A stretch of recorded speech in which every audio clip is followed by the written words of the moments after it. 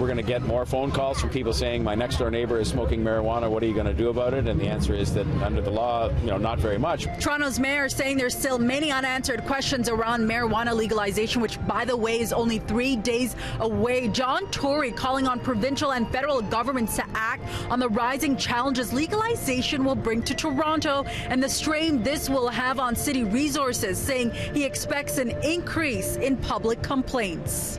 I just think there are many, many things that are going to confront us that haven't confronted us before.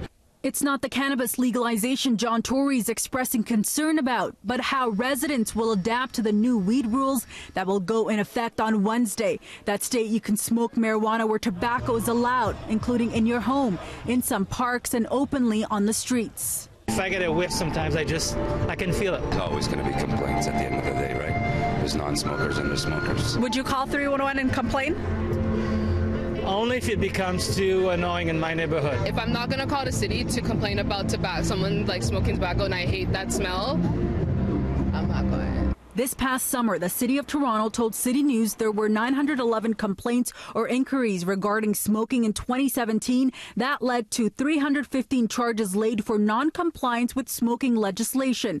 The cost to enforce? Over $1.6 million, covered fully by the province. The mayor, who is seeking re-election, expects the province to pick up Toronto's tabs for increased enforcement costs. But what can calling 311 do for you? One Toronto lawyer says the law isn't so black and white. One law says that it's legal to smoke marijuana as of the 17th, and another law says you can't interfere with your neighbor's right of enjoyment of his or her property. And we have two clashing rights, and we haven't resolved them yet. The laws in Colorado stipulate residents can't smoke marijuana openly in public. A U.S. professor who was appointed to serve on the state's marijuana task force says following legalization, the rules have constantly changed. It's a situation where trends change quite quickly, and it really is important that regulators and lawmakers be vigilant to make sure that the laws are appropriate. Did you at all see an increase in calls from neighbors who didn't want neighbors smoking?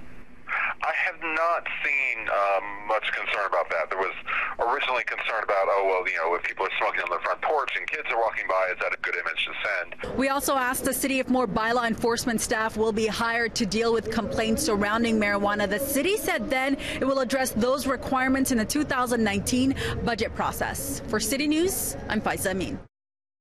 Are you ready for this?